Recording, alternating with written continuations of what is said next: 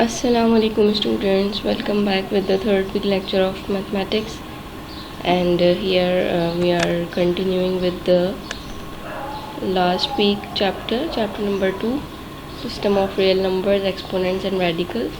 We have covered till the exponents in the last week, and today we will be doing radicals. Okay, so first one, what are radicals? Radicals are opposite of exponents. Exponents को जो simplify कर सकें उसको हम radicals कहते हैं, इसलिए हम उनको इसके ऑपोजिट कह रहे होते हैं. Contain this symbol. जिस भी किसी नंबर के ऊपर अगर ये इस किस्म का सिंबल है, it is called the symbol of root.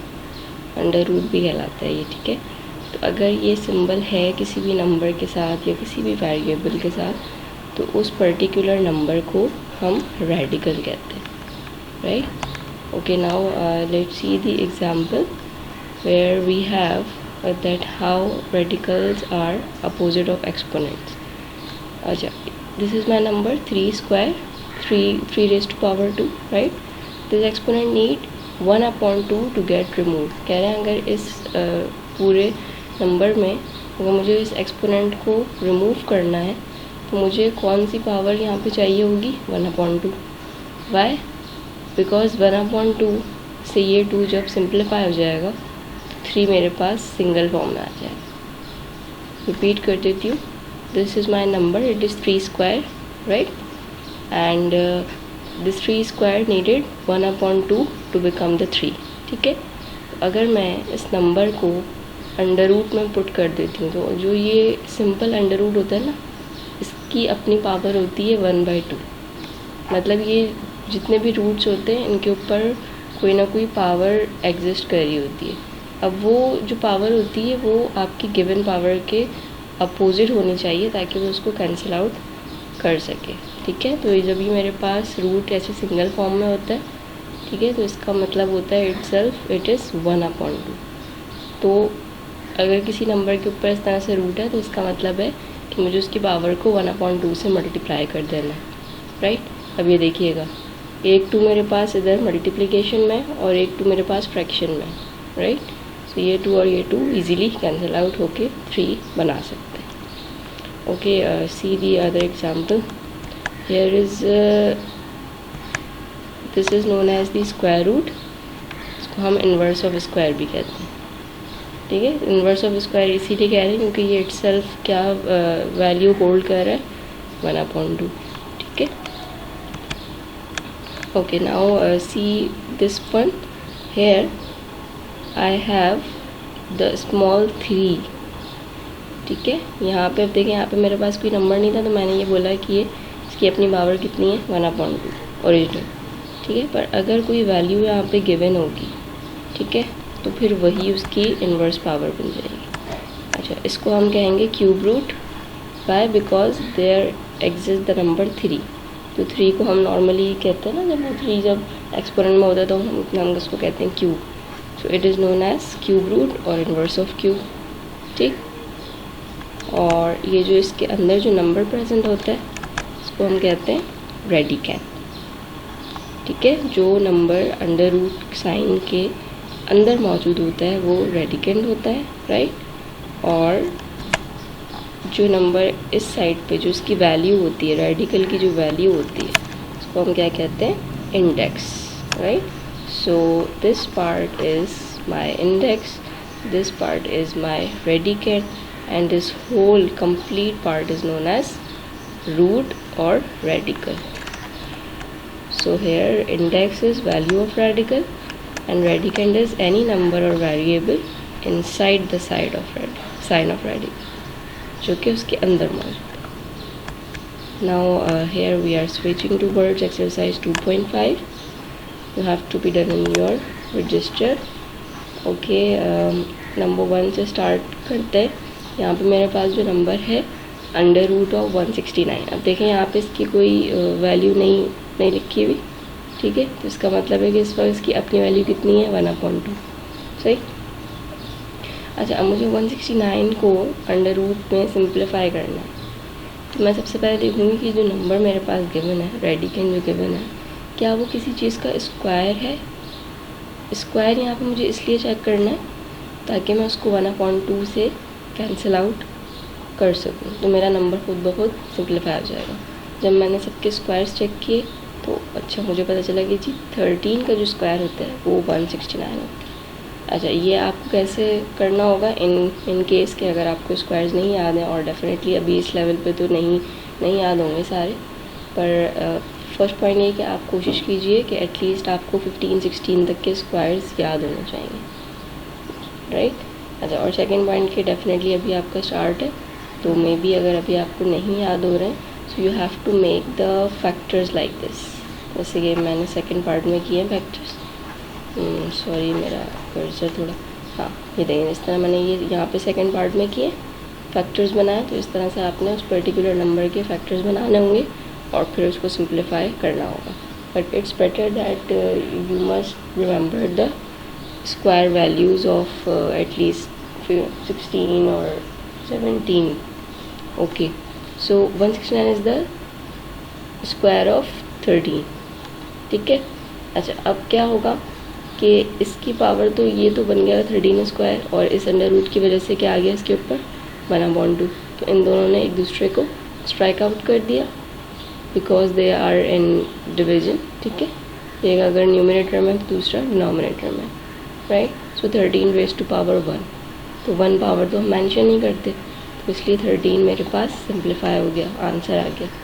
Now number 2, 180 जो है वो किसी भी नंबर का स्क्वायर नहीं है मेरे पास, सही है।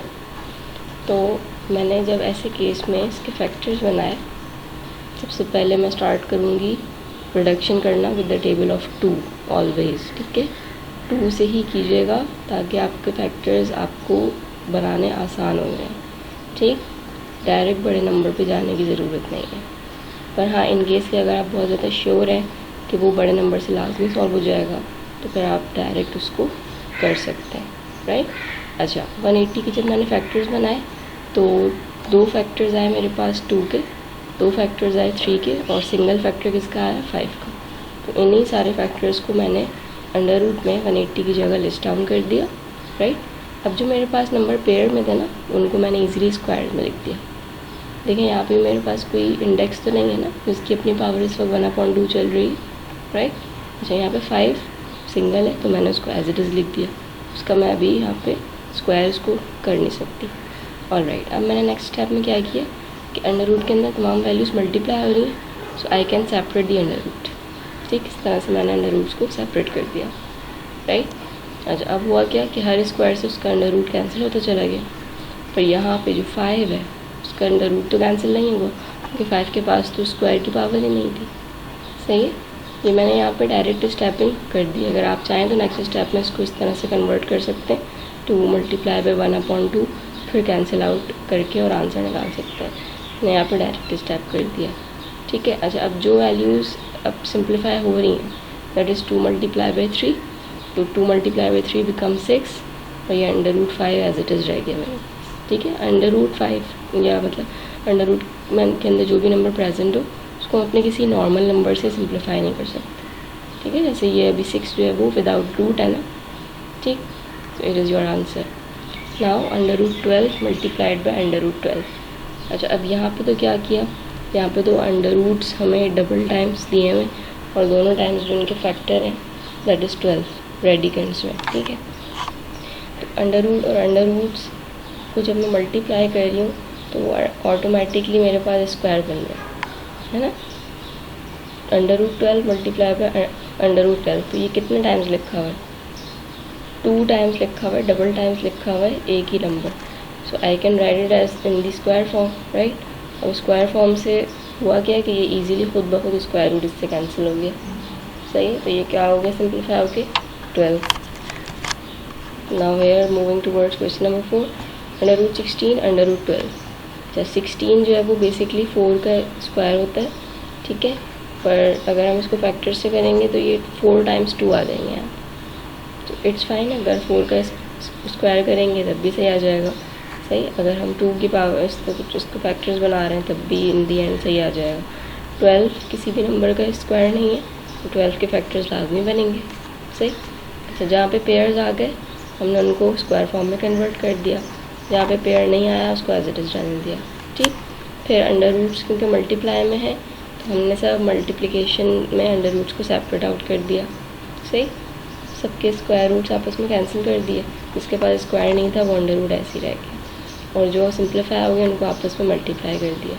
सो 2 2s are 4, 4 2s are 8, under root 3 is your answer. Okay, question number 5, 14 multiplied by under root 21। So 14 के क्या फैक्टर्स बनेंगे, 2 मल्टीप्लाई बाय 7, और 21 के क्या फैक्टर्स बनेंगे, 3 मल्टीप्लाई बाय 7।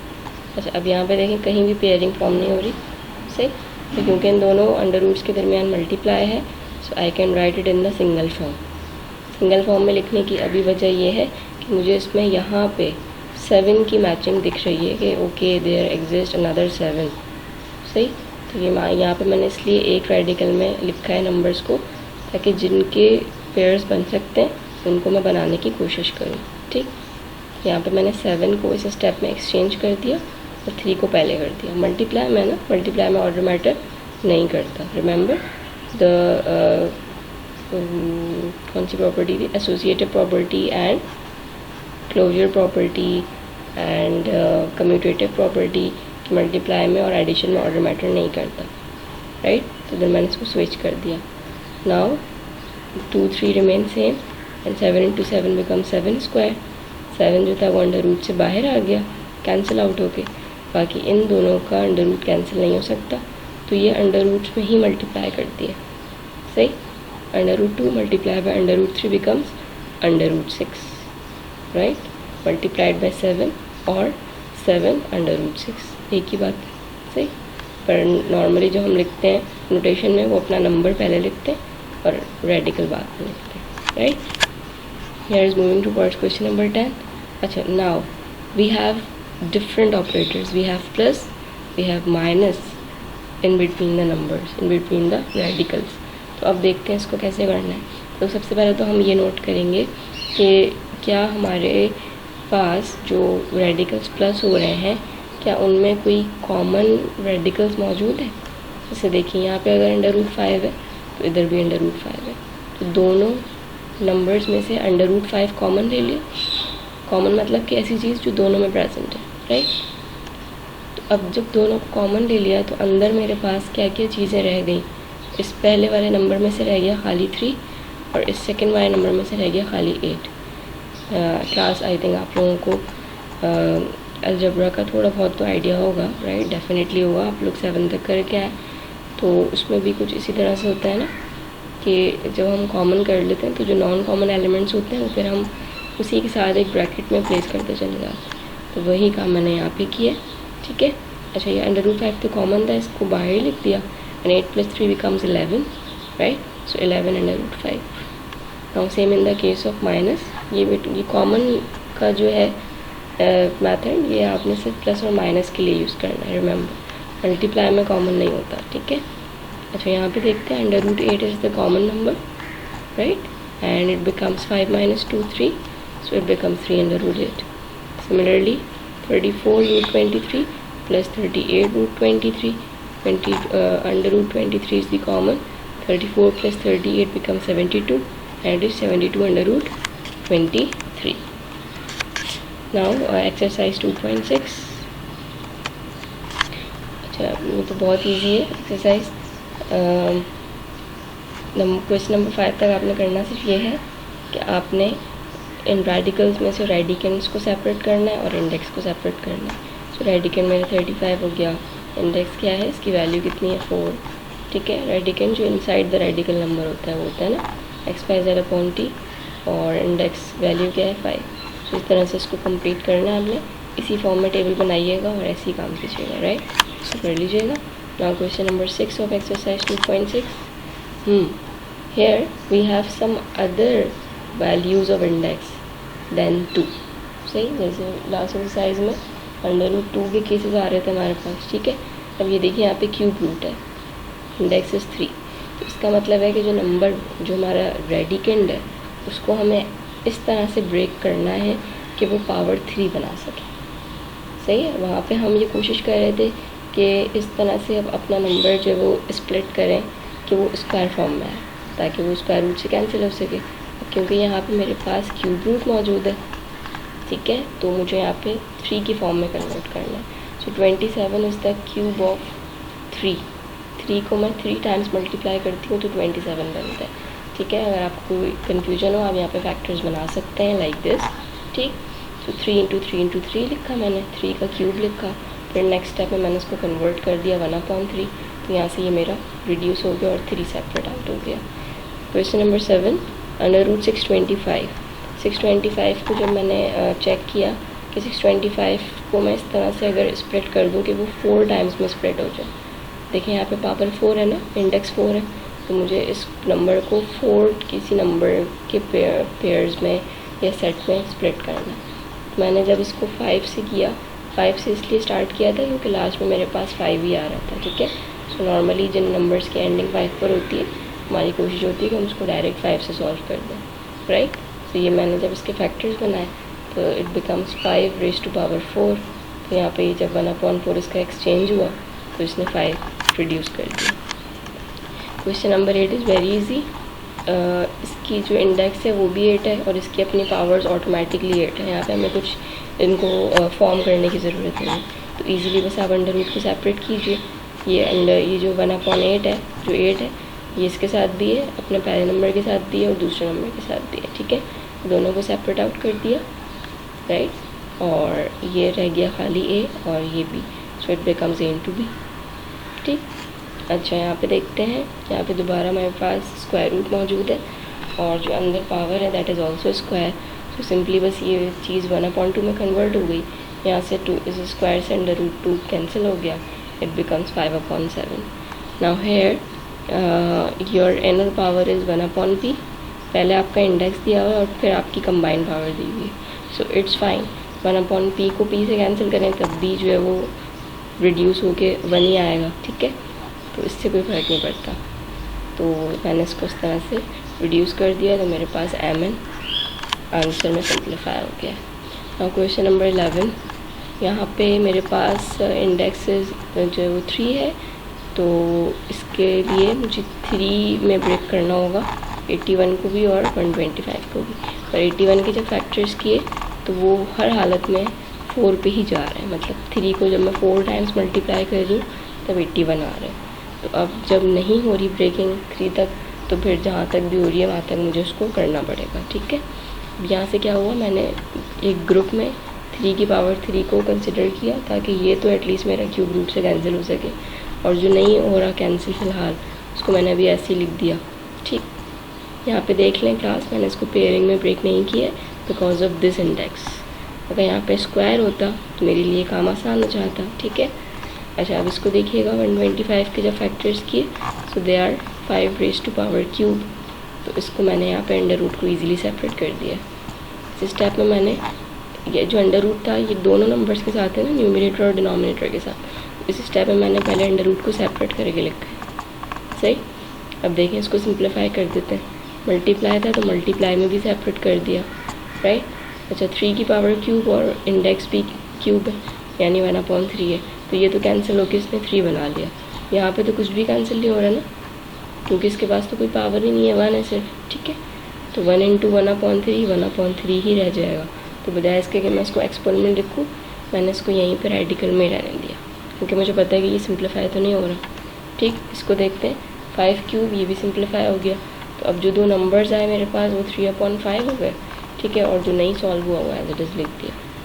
सही, इसको बहुत अच्छे से समझिएगा। ठीक है, क्योंकि यही रूल्स जो है वो अभी आपके नेक्स्ट एक्सरसाइज में भी काम आने हैं, और यही रूल्स आपके अलजेब्रा के चैप्टर में या लेटर और भी अर्थमेटिक के चैप्टर्स में आपके बहुत काम आने वाले हैं। तो काइंडली इस चैप्टर को बहुत अच्छे से फोकस करना है class 8। Okay, now 12, question number 12, here under root n and under root m। तो ये तो है ही सेपरेट, तो हमने इनको सेपरेट करके लिखा। और यहाँ पे आप ऑब्जर्व कीजिए कि यहाँ पे बेसिस सेम है। Remember the last week lecture, if the basis are same in the division so we can subtract the powers, quotient law apply करने जा रही हूँ मैं। और लॉज को भी अच्छे से मेमोराइज़ कीजिएगा, और लॉज बहुत काम आएंगे आगे, राइट। यहाँ पे मैंने इसको ब्रेक कर दिया। अच्छा, अब क्या हुआ कि दो फ्रैक्शंस हैं और बीच में सब्ट्रैक्शन है, तो मुझे क्या करना पड़ता है, उसको एलसीएम लेके थोड़ा सिंप्लीफाई करना पड़ता है। तो यहाँ पे जब मैंने इन दोनों का एलसीएम लिया तो इट बिकम्स एनएम। अब क्या करते हैं, जब एलसीएम आ जाता है, सही है, तो हम हर टर्म को 1 बाय 1 अपने एलसीएम से मल्टीप्लाई करते हैं। यहाँ पे मैंने इसको इससे कैंसिल किया, सो it becomes m 1 jar m। तो फ्रैक्शन में क्या आ गया मेरे पास ऊपर m, ठीक है। इसी तरह से next term is 1/m। 1/m को जब अपने एलसीएम से सिंप्लीफाई किया तो m से m कैंसिल हो गया, n 1 जार n। तो यहाँ पे ये वाली जो एक्सपोनेंट्स है ये किस तरह से सिंप्लीफाई हुई है, इस तरह से सिंप्लीफाई हुई है। ये रफ वर्क में करना है आपने ये काम, ठीक। जो डिनोमिनेटर्स होते हैं ना उनको एलसीएम करना होता है, तो फिर 1 बाय 1 अपने पूरी टर्म्स को कैंसिल करना होता है एलसीएम से। क्वेश्चन नंबर 13 देखते हैं। यहाँ पे जो पावर है वो 4 है इंडेक्स, ठीक है। तो मुझे यहाँ पे वेरिएबल ऑटोमेटिकली 4 में अरेंज हुए हैं पावर्स। 256 को मुझे अरेंज करना है। 256 के फैक्टर्स किए, so it becomes 2 raise to power 8, ठीक है। 8 आ गया, 2 आ गया 8 टाइम्स, तो it's fine. 8 is also divisible by 1/4 ना, ठीक है। 4 1 जार 4, 4 2 जार 8। या तो कोई ऐसी पावर हो जो इजीली उस इंडेक्स से सिंप्लीफाई कर सकते हैं, अगर उसमें भी आंसर आ रहा है तो इट्स फाइन, ठीक है, क्योंकि इन दी एंड वो फिर सॉल्व हो जाएगा। अच्छा, एक पावर 4 थी, 1/4 लिख दिया यहाँ पे इसका। मैंने डायरेक्ट इस टाइप किया, आप चाहें तो अंडर रूट को सेपरेट करके और फिर इस टाइप पे आ सकते हैं, सही। इसी तरह से b को सेपरेट कर दिया। अच्छा, यहाँ पे क्या हुआ, यहाँ पे स्क्वायर रह गया, क्यों, क्योंकि 4 1 जार 4, 4 2 जार 8 कम्प्लीटली सॉल्व तो नहीं हुआ था, ठीक। सो 2 square becomes 4 and it becomes ab, ठीक। क्वेश्चन नंबर 14 देखिएगा। 3 है यहाँ पे इंडेक्स, और मुझे अंदर वाई नंबर्स को मैं देखती हूँ किस तरह से अरेंज करना है। 64 के जब फैक्टर्स किए तो वो 2 रेज़ टू पावर 6 बन रहे हैं, और अगर 64 को मैं डायरेक्ट 4 के टेबल से करती हूँ ना, तो 4 की पावर क्यूब बना लेते हैं, ठीक। पर मैंने अभी 2 की सीक्वेंस को फॉलो किया, आप इसको भी फॉलो करके डायरेक्टली भी कर सकते हैं, सही। अच्छा, 2 की पावर 6 इसलिए फॉलो कर लिया क्योंकि ये भी तो 6 है ना, 6 इज डिविजिबल बाय 3, सही, तो कोई इशू नहीं है। अच्छा जी, अब मैंने नेक्स्ट स्टेप में क्या किया, पहले मैंने ये किया कि इस इंडेक्स जो कि दोनों के साथ था, न्यूमरेटर और डिनोमिनेटर के साथ, उनको मैंने सेपरेट करके पावर में लिख दिया। अब नेक्स्ट स्टेप में उस पावर को हर इंडिविजुअल नंबर्स के साथ सेपरेट आउट कर दिया, ठीक। तो जो कैंसिल हो रहा है वो कैंसिल कर दें। 3 1 जार 3, 3 2 jar 6, so it becomes 2 square. ये पूरा का पूरा कैंसिल हो गया, a रह गया। 3 1 जार 3, 3 3 जार 9, so b raise to power 3 upon, अच्छा 2 में ये पूरा कैंसिल हो गया, 3 में भी कैंसिल हो गया, c में क्या बच रहा है, स्क्वायर बच रहा है। 3 1 जार 3, 3 2 जार 6, सो c स्क्वायर।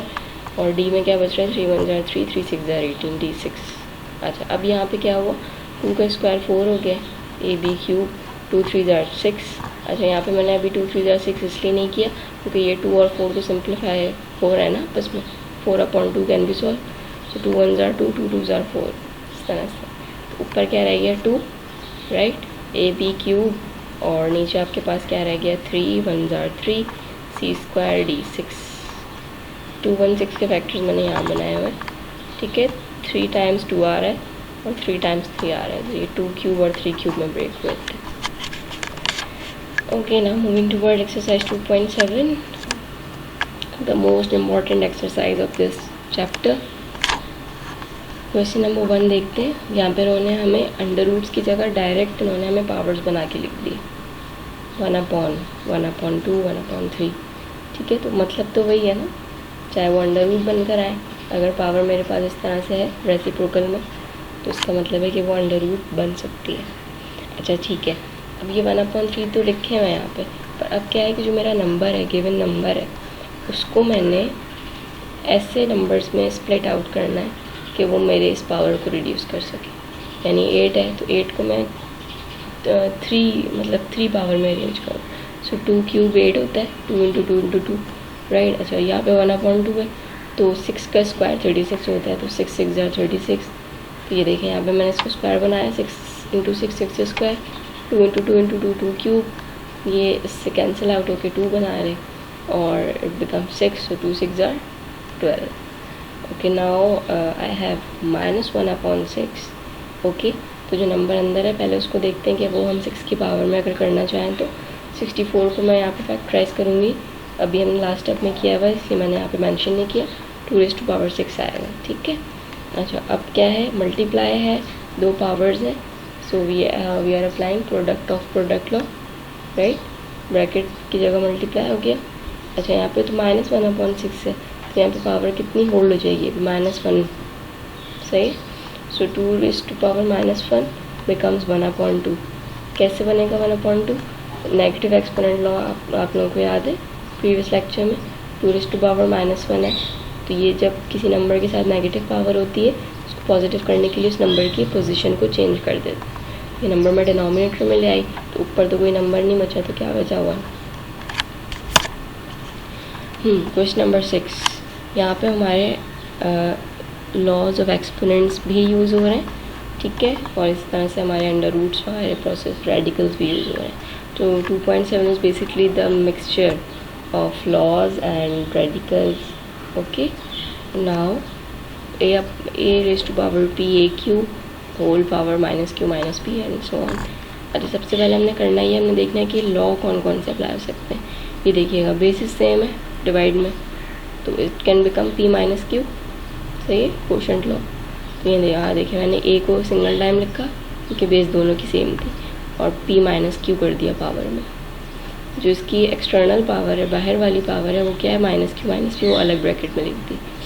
फिर मैं आगे बढ़ी, यहाँ पे भी बेसिस सेम है, सिंगल टाइम लिखा, उसको q - r कर दिया. ठीक है, जो एक्सटर्नल पावर थी वो एज इट इज़ रह गई. यहाँ पे देखते हैं, इधर भी ये काम हुआ, r - p बना, -p - r. अब क्या है कि ये पावर्स में मेरे पास कैलकुलेशन आ गई है. ठीक. Students, I think you must know the multiplication of 2 brackets. ठीक है. आई होप कि आपने ये किया हुआ होगा पहले अलजेब्रा में, कि जब अलजेब्रिक एक्सप्रेशंस में दो हमारे पास एक्सप्रेशंस मल्टीप्लाई में आते हैं तो हम उनको किस तरह से सॉल्व करते हैं. हम उन्हें 1 by 1 सॉल्व करते हैं विद द इंडिविजुअल टर्म. जैसे ये p है और ये -q है, तो p × -q -pq. फिर p को मैं इससे करूँगी -p से, plus minus p × p² now अब मैं ये p मेरे इन दोनों नंबर्स के साथ हो गए. अब मैं नेक्स्ट टर्म को इन बाकी की टर्म्स के साथ करूँगी. ठीक है. ये माइनस है, ये भी माइनस है, तो माइनस माइनस मल्टीप्लाई में प्लस हो जाता है साइन, और q × q² same, minus minus plus q × p pq. pq लिखूँ, qp लिखूँ, ऑर्डर मैटर नहीं करता, राइट. अच्छा, अब जब ये 4 टर्म्स आ गई, ये ब्रैकेट ओपन हो गए, तो -pq और +pq कैंसिल हो गए. जो मेरे पास रिमेनिंग बच गए दैट इज़ -p² + q². उसको मैं अरेंज अगर कर दूँ, so it can become q² - p². Plus वाली टर्म पहले लिख दी, माइनस वाली बाद में लिख दी, कोई इशू तो नहीं है ना. ठीक है. तो ये देखें, ये पूरी चीज़ सिंप्लीफाई होकर आ गई क्या, दिस. सिमिलरली इसको आप सिंप्लीफाई कीजिएगा रफ वर्क में. ठीक है. मैंने आपको सिर्फ यहाँ पे फर्स्ट वन के लिए करके दिखाया है, but you have to solve for this one and this one in the rough work. इस तरह से पावर रिड्यूस करके और बताइएगा आंसर यही आ रहा है. ठीक है. यहाँ पे मैंने सिंप्लीफाइड आंसर लिख दिए with respect to this. Now we are applying the product law. Why? क्योंकि देखिए यहाँ मल्टीप्लाई में बेसिस सेम है, तो जब मल्टीप्लाई में बेसिस सेम होती हैं तो मैं उनको बेस को सिंगल टाइम लिख के पावर को मल्टीप्लाई करवा सकती हूँ ना, सॉरी प्लस करवा सकती हूँ ना पावर को. तो यहाँ पे देखिएगा, अब ये तो इसकी अपनी पावर है ना, -q² - p². तो अब इस माइनस को तो हम प्लस में नहीं चेंज कर रहे, ये तो इसकी अपनी पावर आ गई, साइन आ गई. जो हम नेक्स्ट पावर उसमें ऐड अप कर रहे हैं वहाँ पे सिर्फ प्लस का साइन आएगा. फिर सेकंड पावर कॉपी हो जाएगी, फिर प्लस का साइन आएगा, फिर थर्ड पावर कॉपी हो जाएगी. अभी जब सारी पावर्स एक साथ कॉपी हो गई तो देखिए fortunately they are the inverse of each other. अगर ये प्लस है तो ये -q² है, ये कैंसिल हो गया. -p² + p² cancel, +r² - r² cancel. तमाम पावर्स कैंसिल हो गई, 0 बच गए. तो समथिंग रेज़्ड टू पावर 0 = 1. ठीक है.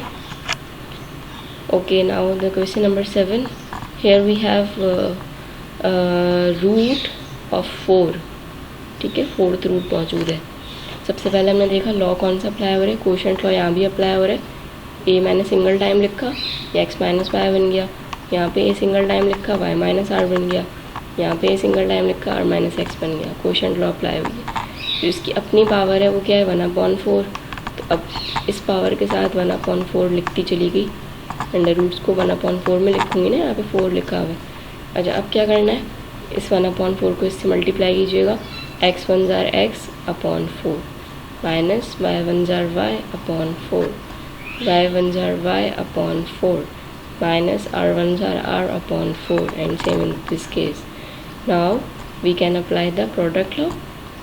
ठीक है, bases are same, a को सिंगल टाइम लिखा, पावर्स को सबको एक जगह कलेक्ट कर दिया। ठीक है, ये भी पावर्स आपस में रेसिप्रोकल्स हैं, कैंसिल आउट हो रही हैं, सब कैंसिल आउट हो गई हैं, सम a पावर 0 becomes 1। और the second method for this one कि आप ये करें कि अंडर रूट को सिंगल टाइम लिख के उन तमाम नंबर्स को एक ही जगह लिख दें, एक ही रेडिकेंड में कन्वर्ट कर दें। अंडर रूट को एक जगह इसलिए कर सकती हूँ क्योंकि यहाँ पे देखें सबके इंडेक्स सेम है, so it can be combine, it can be common. ठीक, अच्छा, अब जब मैंने सबको एक जगह लिख दिया तो इत्तेफाक से ये सारे वेरिएबल्स आपस में कैंसिल हो गए। ए एक्स इस ए एक्स से कैंसिल हो गया अपॉन में, ए आर इस ए आर से कैंसिल हो गया और ए वाई से वाई से। तो ये सब मिलके जब ये सारे कैंसिल आउट हो गए तो क्योंकि ये डिवाइड में कैंसिल हुए तो अंदर क्या बचेगा, 1। तो 1 की पावर 1/4 1 पे जितनी भी पावर होती है आंसर 1 ही आता है। तो ये इसका एक सिंप्लीफाइड मेथड है जो आपको इजी लगे फॉलो कर लीजिएगा। 8 में भी यही किया मैंने, कोशेंट लॉ फर्स्ट अप्लाई किया। ठीक है, फिर उसके बाद मैंने जो दो मेरे पास पावर्स थी, एक उसकी इनर पावर और एक अपर पावर, ठीक है, उन सबको मैंने सॉल्व किया। इसी तरह से सॉल्व किया जैसे अभी लास्ट वाले क्वेश्चन में किया था। l minus M L plus M, l into L L square, l into M L M minus m into L L M या M L minus plus minus M square बनेगा यहाँ। ठीक है, तो minus L M plus L M cancel होगा, L square minus M square answer आ गया। तो ये मैंने यहाँ पे पावर को सिंप्लीफाई किया, आप इन दोनों के लिए कर लीजिएगा यहाँ पे। फिर उन सबको मैंने प्रोडक्ट लॉ के तहत ऐड कर दिया पावर्स को, ये भी सब सिंप्लीफाइड हो गई हैं, something raise to power 0 equals to 1। Same in the case of question number 9। इसमें भी अच्छा, अब इसमें क्या है, एक तरफ 3 है एक तरफ 2 पावर्स है, so it's okay, rule same रहेगा। ए को पहले मैं a प्लस बी माइनस सी के तमाम नंबर से करूँगी। ठीक है, फिर इसी तरह से बी को मैं बारी बारी करते रहूँगी। मैंने एरोज मेंशन कर दिए कि मैंने 1 बाय 1 किस तरह से सॉल्व किया है। इसको देख लीजिएगा, जो कैंसिल हो जाए वो कैंसिल हो जाएगा। ठीक है, जो रिमेनिंग पावर्स हैं तो मैंने यहाँ पे लिख दी। फिर इस स्टेप के लिए किया यहाँ पर, ये रहा, इसमें भी 2 पावर्स कैंसिल हो गई, बाकी जो पावर्स रह गई वो मैंने यहाँ लिख दी। सही, अच्छा, इसमें भी मैंने यहाँ पे ये कर दिया, ये मेरा आंसर आ गया इस तरह से। फिर जब लास्ट में प्रोडक्ट लॉ अप्लाई किया तो फॉर्चुनेटली तमाम पावर्स आपस में कैंसिल हो गई, सो it becomes p raised to power 0 which equals to 1. Now question number 10. Here I have the whole power 1/3 and we have some inner powers as well, 125 square। सही, पहले हम देखेंगे कि 125 को हम किस तरह से फैक्टर बना सकते हैं। 5 की पावर 3 बन रहा है, बनने दीजिए। 8 क्या है, 2 की पावर 3 है। टोटली हमें क्या चाहिए, 1/3 को रिड्यूस करने वाला चाहिए, तो हमें इस वक्त 3 चाहिए या 3 के मल्टीपल्स चाहिए। जैसे ये नेक्स्ट स्टेप में 3 2 6 बन सकता है। 64 के क्या फैक्टर्स बना सकती हूँ, 4 इंटू 4 इंटू 4 4 क्यूब, इसकी अपनी पावर इस वक्त स्क्वायर है, स्क्वायर लिख दिया। अब हम पहले इनर ब्रैकेट्स को सॉल्व कर लेते हैं, फिर हम इस बाहर वाली पावर पर आ जाएंगे। 5 3 into 2 6, we are applying product of product law. ठीक है, 2 क्यूब है, एज इट इज़ रह जाएगा। 4 3 2 6 whole power 1/3। Now this whole power is separated with each number. ठीक है, ये इसके साथ इसके साथ इसके साथ सेपरेट हो जाएगा। जहाँ तक सिंप्लीफाई हो रहा है कर लीजिए। सही, फिर देखें कैंसिलेशन कहाँ हो रही है।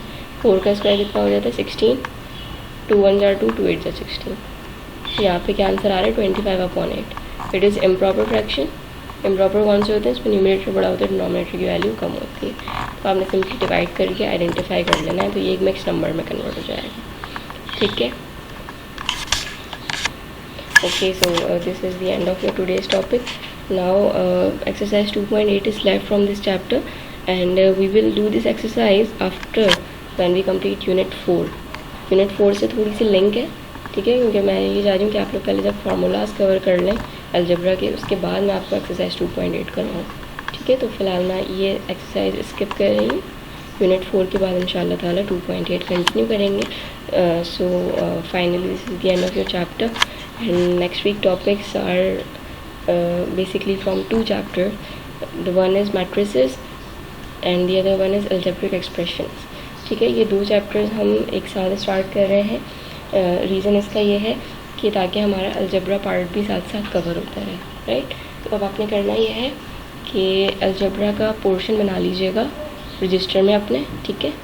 अलजेब्रा का ये एक ही चैप्टर है 4, but it has I think 9 to 10 exercises, ठीक है। तो कम से कम आपने अपने रजिस्टर को हाफ से ज़्यादा थोड़ा वो दीजिएगा, जैसे जिसमें सारा अर्थमेटिक का काम हो और फिर अलजेब्रिक एक्सप्रेशंस का काम हो। तो इस वीक आप पोर्शन बना लीजिएगा उसी रजिस्टर में, नहीं सेपरेट करने की ज़रूरत नहीं है अभी से, क्योंकि अभी तो इसमें से मिड टर्म का काम जा रहा है ना, तो इंशाल्लाह ताला इसी में कवर हो जाएगा। पोर्शन बना लीजिएगा और अर्थमेटिक में जो यानी जो अभी आपका पोर्शन कंटिन्यूड है उसमें मैट्रिसेस का टाइटल पेज बनेगा और जहाँ आप पोर्शन बनाओगे उसमें अलजेब्रिक एक्सप्रेशंस का बनेगा। इंशाल्लाह ताला नेक्स्ट वीक से हम इस पर वर्क करेंगे। Okay, so this is for today's lecture. Thank you so much students, और अच्छे से कीजिएगा काम और अच्छे से समझिएगा। अल्लाह हाफिज़।